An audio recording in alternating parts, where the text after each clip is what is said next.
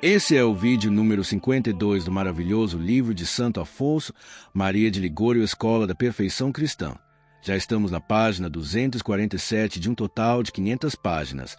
Aproveite! Inscreva-se no canal para crescer espiritualmente e alcançar a perfeição com essas maravilhosas meditações em áudio. Segundo, da mortificação da vontade própria. Nada é mais prejudicial para aqueles que tendem à perfeição do que contentar a sua vontade própria. Faze que os homens não tenham mais vontade própria, diz São Bernardo, Sermão 3º, Tempo Pascal, e não haverá mais inferno para eles. Segundo São Pedro Damião, a vontade própria destrói todas as virtudes.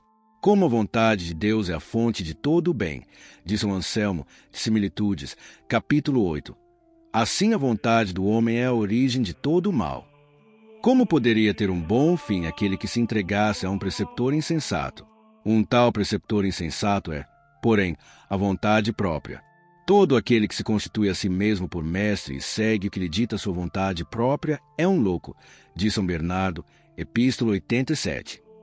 Santo Antão, abade, exprime o mesmo pensamento, dizendo que nossa vontade própria é um vinho inebriante, que faz com que não conheçamos nem o valor da virtude, nem a fealdade do vício. O demônio tornou-se o que é só por sua vontade própria. Nota Santo Agostinho, Confissões, livro 7, capítulo 3.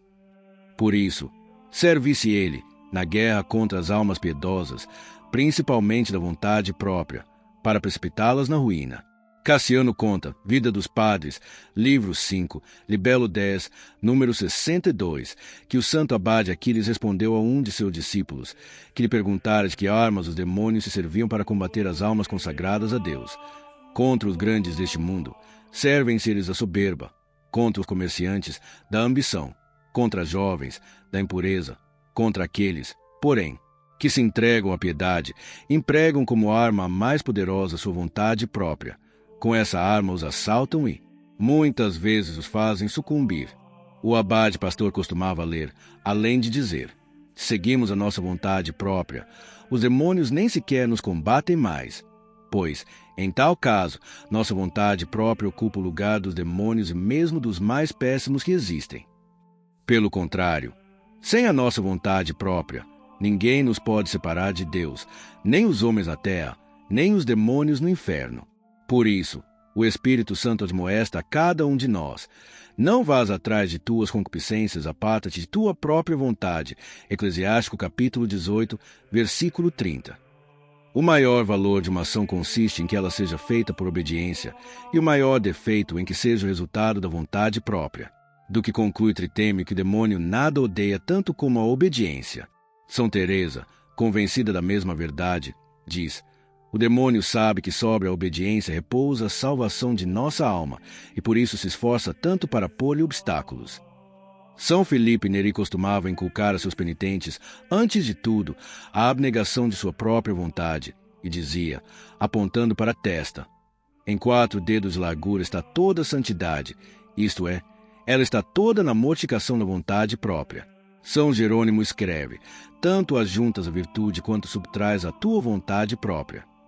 E o Espírito Santo declarou, pela boca de Samuel, que é uma espécie de idolatria seguir a vontade própria, com desprezo da obediência. Primeiro livro de Samuel, capítulo 15, versículo 23.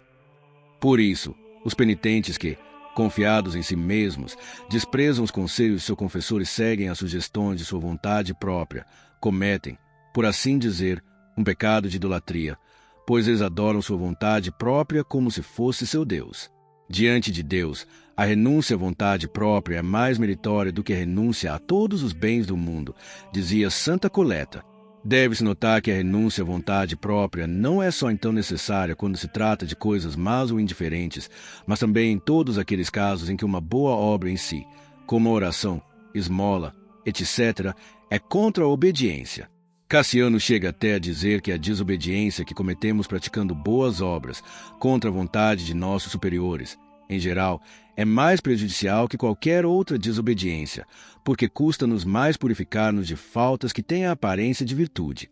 Essas almas que querem se santificar a seu modo serão aquelas que no dia do juízo hão de dizer a Jesus Cristo: Senhor, por que jejuamos, fizemos penitência e não olhaste para nós? Isaías capítulo 58, versículo 3. E lhe será respondido que, por suas obras, não mereceram recompensa, porque as praticavam para satisfazer sua inclinação própria e não para cumprir com a vontade de Deus. Vede, no dia de vosso jejum se encontrava a vossa vontade. Oh, que grande mal é a vontade própria! Exclama São Bernardo, pois se ela faz que as melhores obras deixem de o ser e até se tornem más, porque não correspondem à obediência. Comentário ao Cântico dos Cânticos, sermão 71. E a prova mais forte do agrado que causam a Deus as nossas obras é se forem feitas por obediência.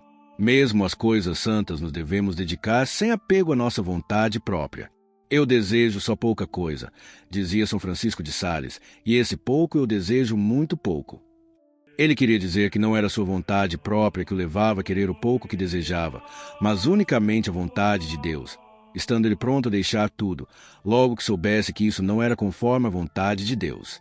Oh, que doce paz não goza aquele que nada mais deseja senão o que a obediência dele exige. São Doroteu, que pusera sua vontade inteira ao serviço da obediência, gozava de uma paz inalterável. Temendo, porém, uma cilada do demônio, perguntou ao abade João: Dizei-me, Pai, de onde provém que eu, na vida que sigo, sinto uma paz que não permite desejar nada mais no mundo? Meu filho, respondeu-lhe o abade, essa paz é o fruto da obediência. São Doroteu, Doutrina capítulo 5. De fato, que poderá existir de mais tranquilizador para aquele que ama a Deus do que o pensamento de que ele faz a vontade de Deus em todas as ações que pratica? Com razão pode-se julgar feliz e exclamar, com o profeta: Felizes somos, ó Israel, porque as coisas que agradam a Deus nos são manifestas. Baruque capítulo 4, versículo 4. Sou sobremaneira feliz, porque eu sei que cumpro com a vontade de Deus em tudo que pratico por obediência.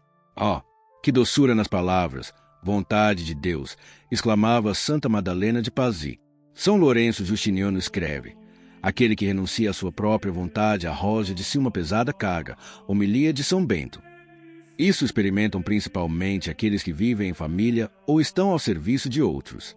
Se eles já têm a sua vontade própria, vivem uma perturbação contínua e têm muitas vezes um inferno em seu coração.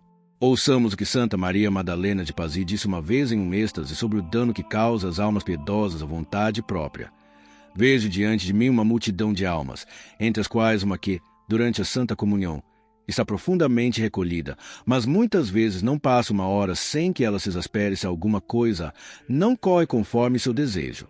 Vejo uma outra, toda inflamada no amor de Deus durante a Santa Missa, mas, quando se chama sua atenção para alguma falta sua, não quer acreditar que tem essa falta e mostra-se cheia de vaidade e amor próprio. Vejo uma outra, que parece querer igualar-se a um Santo Antão na aspereza de vida, mas, quando a obediência lhe proíbe essa austeridade, opõe-se a isso e não quer sujeitar-se. Uma outra é, no refeitório, mortificada e séria, mas compraz-se em sua mortificação e deseja passar por mais santa que as outras. Se a tratam com atenção, julga ser demasiada em vista de sua pessoa, mas se lhe falta alguma coisa, pensa que é menosprezada. Uma outra se esforça seriamente para ostentar a sua sabedoria, que se julga que ela quer superar um Santo Agostinho. Do outro lado, observa-se em seus discursos uma certa reserva, para ser tida em conta de perfeita, etc. Uma outra, quando se trata de praticar a caridade com o próximo, está gostosamente pronta a renunciar a todas as comodidades para auxiliar a seu semelhante, mas depois ela quer que lhe agradeçam e que todos a louvem. Volvamos, entretanto, nossos olhos para nós mesmos, alma cristã. Se queres te santificar e gozar de uma paz inalterável, procura, quantas vezes puderes, mortificar tua vontade própria. Nada faças por satisfação própria, mas tudo para contentar a Deus. Para isso, renuncia a todos os vãos desejos e a todas as inclinações desregradas. Os mundanos se esforçam quanto podem para contentar sua vontade própria. Os santos, pelo contrário, para mortificá-la, procuram ocasião para isso. São André Avelino, como se diz no breviário, fez o voto de se opor sempre à sua vontade própria.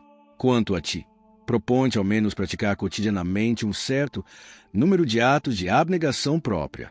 Não te entristeças se teus pais, superiores ou teu confessor te negam alguma coisa ou te impõem outra que contraria teu amor próprio. Podes estar certo de que, em tais casos, adquires mais merecimentos por tua obediência do que praticando por própria vontade muitos atos de penitência e exercícios de piedade. Concluo com as palavras que o padre Torres escreveu a uma pessoa piedosa para animá-la a renunciar-se a si mesma e a todas as coisas criadas, para amar unicamente a Deus. Pois se o Senhor vos deu uma boa ocasião para padecerdes e para vos excederdes no desapego, procurai também aumentar o amor do vosso coração para com ele, esse amor do qual se diz que é forte como a morte. Possa esse amor vos desprender de todas as criaturas, de todas as atenções humanas, de tudo que é apreciado pelo mundo, de vossas inclinações, de todo o vosso ser, para que nada vos impeça de prender-vos a vosso amado Salvador com todos os vossos pensamentos, desejos e inclinações. Por ele deve suspirar o vosso coração, só a ele prender-se vossa vontade, só com ele ocupar-se o vosso espírito. Se vossa mão trabalha, se vosso pé dá um passo, fazei tudo isso por vosso muito amado Jesus em união com ele. Para alcançar esse amor, deveis renunciar, cotidianamente, diante de Jesus crucificado, tudo pelo que sentis ainda apego, honras, comodidades, consolações, parentes. Deveis protestar que não aspirais a nenhuma outra honra senão a ignomínia de Jesus Cristo, a nenhum outro tesouro senão ao seu amor, a nenhuma outra comodidade senão a sua cruz, a nenhum outro objeto senão a ele só, que é o vosso muito amado esposo. Se, por exemplo, vos dirigis ao jardim ou olhais para o céu, deveis muitas vezes convidar a todas as criaturas, com a voz do vosso coração, a amarem vosso amado Jesus. Eu desejo que fujais de qualquer conversa que não exale o odor de vosso Salvador, que abandoneis qualquer ação que não possa servir para glorificar vosso esposo divino.